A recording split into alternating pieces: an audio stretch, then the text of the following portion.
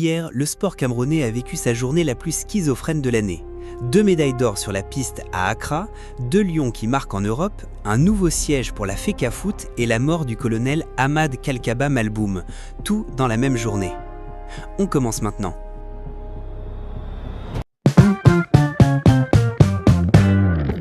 Direction la Turquie pour ouvrir. André Onana et Trabzonspor se sont imposés 2-1 face à Gençler Birliği en demi-finale de la Coupe de Turquie. Le portier camerounais a tenu son cadre comme on tient une promesse, quelques arrêts décisifs dans le money time, le calme dans la surface et voilà son club qualifié pour la finale. En face, ce sera Konyaspor, première finale majeure d'Onana depuis son arrivée en prêt en Turquie et croyez-moi, ce n'est pas anodin. Vu ce qu'on va vous apprendre tout à l'heure sur sa situation à Manchester, cette finale n'est plus juste un trophée, c'est une vitrine, c'est un dossier de vente. On y revient. Vous êtes encore très nombreux à nous suivre sans vous être abonnés. Merci de prendre quelques secondes pour vous abonner et de laisser un like si ce contenu vous plaît. Ça nous encourage à vous produire du contenu de meilleure qualité. Cap sur la côte ouest des États-Unis maintenant. Cette nuit, Nuhu Tolo a soulevé la Heritage Cup avec les Seattle Sounders après leur victoire 3-2 face aux San Jose Earthquakes.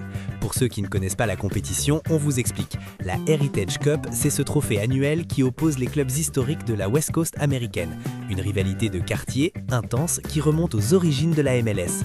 Et c'est notre latéral camerounais qui a posé pour la photo, trophée serré contre lui, le sourire jusqu'aux oreilles. Quand on connaît le parcours de Nuhu, ces moments-là, ça se savoure.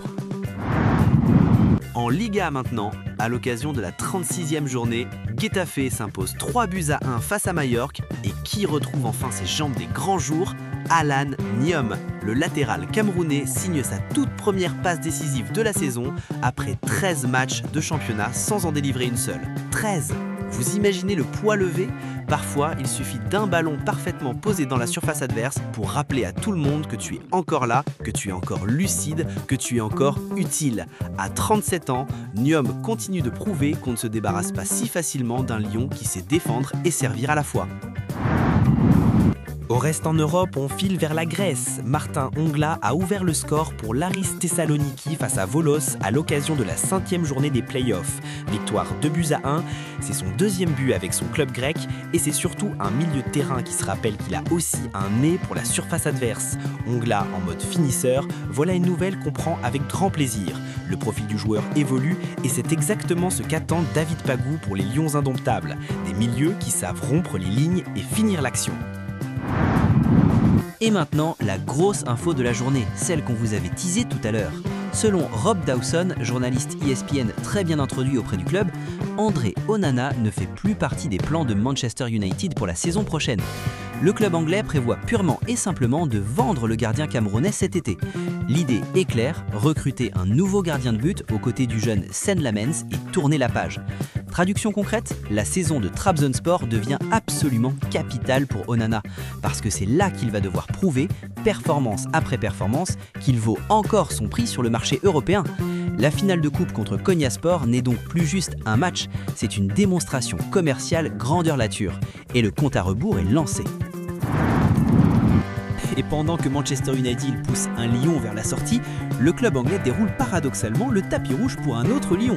Selon Sky Sports, cette fois, Carlos Baleba est tout simplement la priorité numéro 1 absolue des Red Devils sur ce mercato d'été.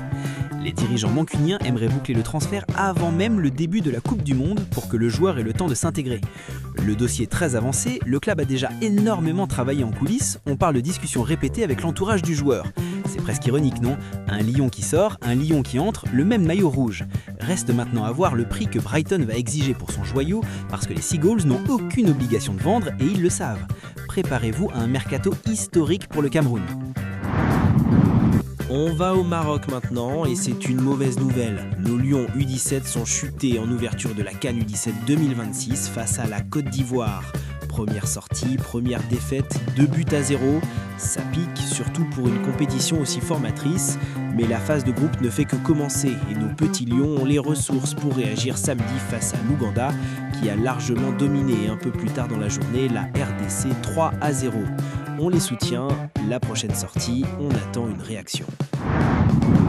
Cette fois-ci, au Cameroun, événement institutionnel majeur, la FECAFOOT tient officiellement son nouveau siège. Une infrastructure attendue depuis des années par tous les acteurs du football camerounais et qui marque enfin la volonté de la fédération de s'inscrire dans la pierre comme elle s'inscrit sur le terrain. Le bâtiment a fière allure, les locaux sont modernes, le symbole est fort, mais voilà, à peine la cérémonie d'inauguration terminée, la polémique a éclaté, la plaque commémorative fait débat. On vous épargne les détails les plus croustillants, mais disons qu'il y a une discussion publique très animée sur les noms qui y figurent, ou plutôt sur ceux qui n'y figurent pas. Polémique camerounaise dans toute sa splendeur, à mi-chemin entre l'institutionnel et le politique, on suit ça de très près dans les prochains jours. Direction Accra maintenant, au 24e championnat d'Afrique senior d'athlétisme. Et là, on peut sortir le drapeau et le hisser haut.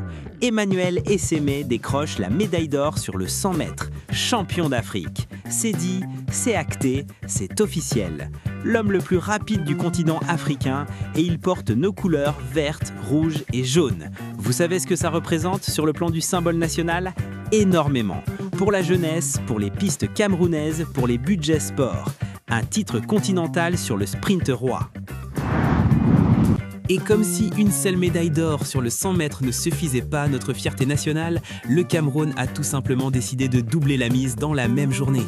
Collé Etam Hervéj remporte également la médaille d'or sur le 100 mètres féminin au même championnat d'Accra. Le doublé, hommes et femmes, même piste, même or, même journée historique.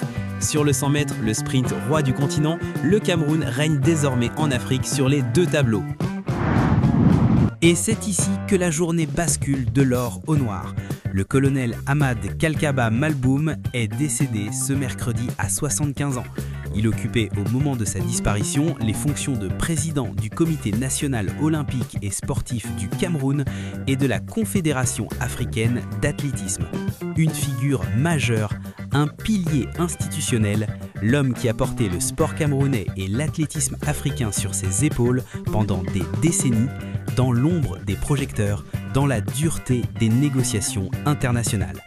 Pendant qu'à Accra, Essémé et Colel Etamé inscrivaient le Cameroun en or sur le 100 mètres, le bâtisseur qui a rendu ces titres possibles, lui, s'éteignait silencieusement. Coïncidence troublante du calendrier. On termine sur une lueur d'espoir et un rendez-vous à cocher dans vos agendas. La basketteuse camerounaise Monique Akoa peut être championne de France de basketball dès demain, après son énorme prestation dans le match numéro 1 de la finale du championnat. Demain, le titre se joue définitivement. On sera évidemment devant nos écrans et on vous fera le débrief complet dès le coup sifflet final. Alors maintenant, on a besoin de vous, parce que la question du jour, elle est lourde et elle est tranchée. Selon vous, quel transfert va le plus marquer l'avenir des Lions indomptables ? La vente d'Onana à Manchester ou l'arrivée de Baleba à Old Trafford ? Un lion qui sort, un lion qui entre, le même maillot rouge mais pas du tout le même impact sur la sélection. Lâchez votre analyse en commentaire, on lit absolument tout et on relèvera les meilleures réponses dans le bulletin de demain. Abonnez-vous si ce n'est pas encore fait, activez la cloche pour ne rien manquer des bulletins quotidiens et on se retrouve demain pour une nouvelle édition sur Cola Sports.